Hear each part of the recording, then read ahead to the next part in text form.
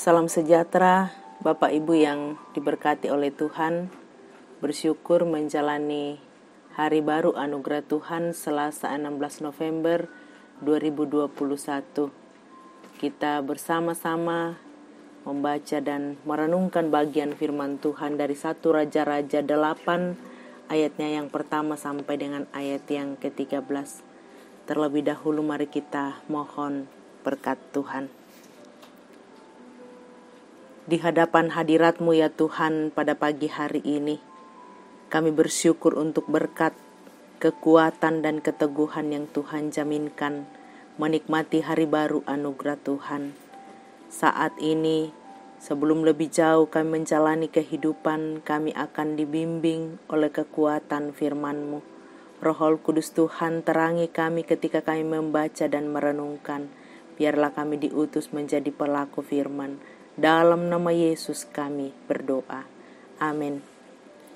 1 Raja-Raja pasal 8 dimulai dari ayat yang pertama sampai dengan ayat yang ke-13. Pentahbisan bait suci. Tabut perjanjian dipindahkan dan kemuliaan Tuhan memenuhi bait suci. Pada waktu itu Raja Salomo menyuruh para tua-tua Israel dan semua kepala suku, yakni para pemimpin puak orang Israel, berkumpul di hadapannya di Yerusalem untuk mengangkat tabut perjanjian Tuhan dari kota Daud, yaitu Sion. Maka pada hari raya di bulan Etanim, yakni bulan ke-7, berkumpullah di hadapan Raja Salomo semua orang Israel. Setelah semua tua-tua Israel datang, maka imam-imam mengangkat tabut itu. Mereka mengangkut tabut Tuhan dan kemah pertemuan dan segala barang kudus yang ada di dalam kemah itu. Semuanya itu diangkut oleh imam-imam dan orang-orang Lewi. Tetapi Raja Salomo dan segenap umat Israel yang sudah berkumpul di hadapannya berdiri bersama-sama dengan dia di depan tabut itu dan mempersembahkan kambing domba dan lembu sapi yang tidak terhitung dan tidak terbilang banyaknya.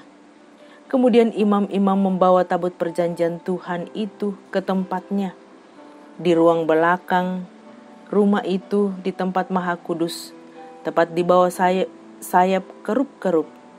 Sebab kerup-kerup itu mengembangkan kedua sayapnya di atas tempat tabut itu, sehingga kerup-kerup itu menudungi tabut serta kayu-kayu pengusungnya dari atas.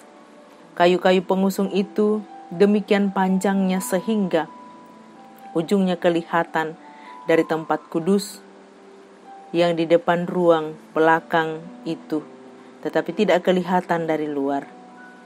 Dan disitulah tempatnya sampai hari ini. Dalam tabut itu tidak ada apa-apa selain dari kedua loh batu yang diletakkan Musa ke dalamnya di Gunung Horeb, yakni loh-loh batu bertuliskan perjanjian yang diadakan Tuhan dengan orang Israel pada waktu perjalanan mereka keluar dari tanah Mesir.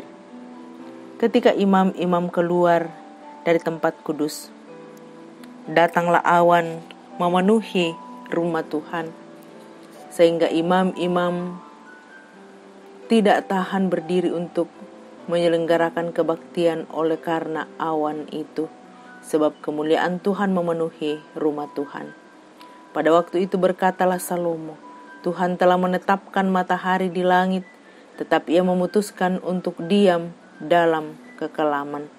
Sekarang aku telah mendirikan rumah kediaman bagimu, tempat engkau menetap selama-lamanya.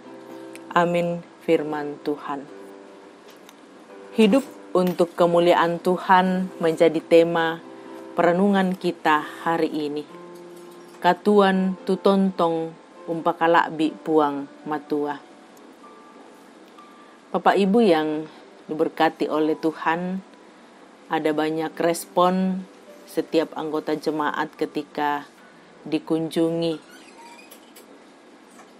Ada saja yang mengatakan saya sibuk, juga ada yang mengatakan banyak pergumulan saya jika diajak bersama dengan majelis gereja, ada banyak hal-hal yang menjadi alasan. Kira-kira apa yang akan kita sarankan sebagai pendeta, penatua, diaken ketika mengajak anggota jemaat untuk bersekutu dengan Tuhan dan terlalu banyak alasan? Saudara-saudaraku yang dikasihi oleh Tuhan, Raja Salomo yang sedang berusaha memindahkan tabut perjanjian dari Yerusalem ke Bait Suci di Sion, ayat 1, jika dipikirkan, sebagai seorang raja tentu ia pasti punya banyak pekerjaan lain yang harus diurusnya. Namun, mengapa ia tetap meluangkan waktu untuk perkara ini? Jawabannya ialah bahwa karena Raja Salomo sadar benar bahwa sebagai seorang raja, ia pun diciptakan untuk memuliakan Tuhan. Ia tetap menempatkan waktunya untuk berkontribusi dalam pemindahan tabut perjanjian Tuhan.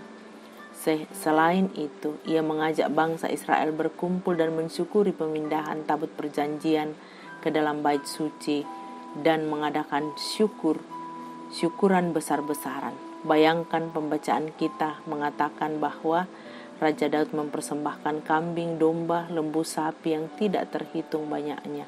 Ayat 5 pembacaan kita.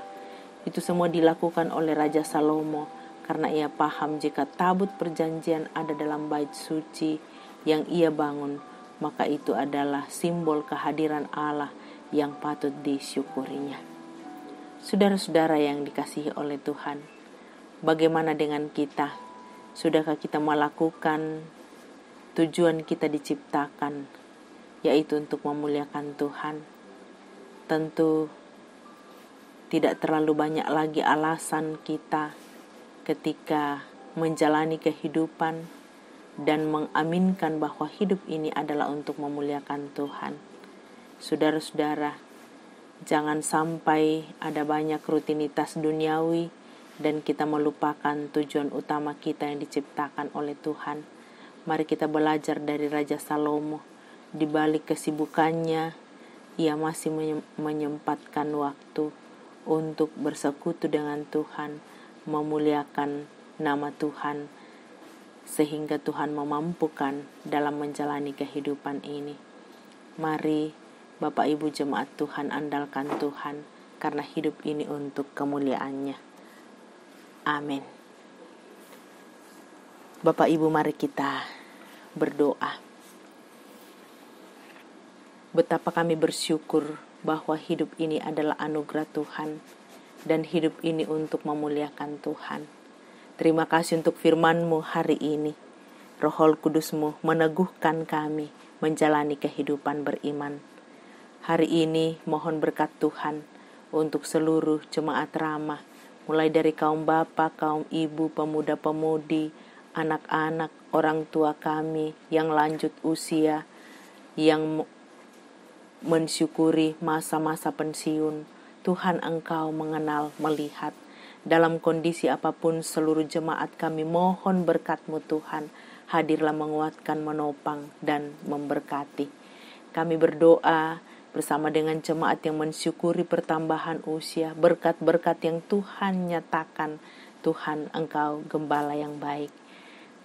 Bersama dengan seluruh jemaat kami terus memohonkan berkat-Mu untuk penyelesaian pembangunan ruang sekolah minggu dan ruang serbaguna. Tuhan, Engkaulah sumber kekuatan dan berkat bagi seluruh jemaat. Tuhan membuka kesempatan agar setiap jemaat turut mengambil bahagian dalam penyelesaian ruang serbaguna. Pun kami bersama-sama berdoa untuk topangan doa seluruh jemaat, sehingga program-program kerja di tengah-tengah jemaat berjalan dengan baik. Kami berdoa untuk saudara-saudara kami yang bergumul karena duka cita. Tuhan menguatkan, menghibur keluarga Bapak Julius Timbang. Tuhan memanggil ibu mertua dari tengah-tengah keluarga. Kami berdoa bersama, mendukung, mendoakan Pendeta Yuliana Abadi Samperura Pairunan. Tuhan memanggil orang tua terkasih, ayah terkasih, Bapak Julius Samperura dari tengah-tengah keluarga. Kami berdoa bersama, memohonkan berkat Tuhan untuk semua jemaat yang bergumul oleh karena kesehatan. Tuhan sumber kekuatan dan kesembuhan bagi Ibu Rahmawati Tambing, Saudara Muli yang sedang dirawat di Hermina, Bapak Julius Dengen, Nyonya Esther Sainuddin, Nyonya Dorce Tumembo, Nyonya CH Dengen, Nyonya Matius Ruru, Nyonya Yohanes Pasolang yang sementara dalam perawatan di rumah sakit, Ibu Giring Kalak Suso, Nyonya Simon Tando, Bapak Prof. Tr. Andi Lolo, Bapak Yusuf Rante, Bapak Oni S. Lakbur Lawal, Bapak Markus Salamba, Nyonya Gana Pabisa yang sementara dirawat di rumah sakit Orbita, Oma Keti, Nyonya Margareta Kobong, Bapak Karel Paranoan, Nyonya Ludia Kandola, Venan, Bapak Eli Roy Kapo, Bapak Yohanes L. Boko, Nyonya Margareta Sarah, Ibu Matilda Timisela, Saudara Naftali Minna, Bapak M. Pasalongan, Ibu Adolfina Tilang, Nyonya Hermin Bongga, Nyonya Yohana Bura,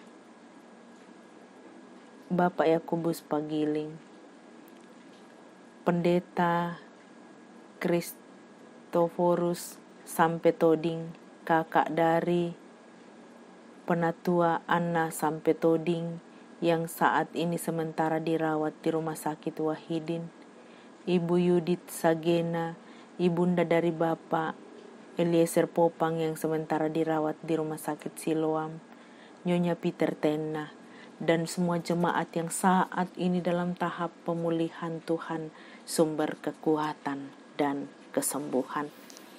Bapa di sorga, kami serahkan seluruh keberadaan kami, kehidupan anak-anak anggota jemaat-Mu dalam pendidikan mereka, dalam tumbuh kembang, dalam pergaulan masa muda, dalam mencari pasangan hidup. Tuhan hadir menguatkan, menopang, memberkati. Peliharakan kami dalam menjalani pelayanan sepanjang minggu ke depan. Tuhan memberkati majelis gereja, memberkati semua persiapan untuk pranatal, Natal, memberkati proses pembinaan majelis gereja periode 2022-2024. Kami percaya Tuhan sumber kekuatan memampukan kami dalam mengangkat tanggung jawab ini. Terima kasih Tuhan, berkati kota Makassar, berkati kota di mana kami ada, berkati bangsa dan negara ini dalam mendampingi bangsa ini di tengah-tengah pandemi COVID-19 yang sudah semakin melandai. Tuhan, peliharakan kami dan berkati semua. Ampuni dosa kami, dengarkan kami yang datang kepadamu Tuhan, memohon belas kasih-Mu, memohon berkat-Mu. Di dalam Yesus Kristus, Tuhan dan Juru Selamat, kami datang berdoa kepada Bapa di sorga. Anugerah Tuhan kita Yesus Kristus, pengasihan Allah Bapa melalui urapan kuasa Roh Kudus Tuhan, memberkati kamu sekalian hari ini, kekal selama-lamanya. Amin. Selamat pagi Bapak Ibu, Tuhan memberkati.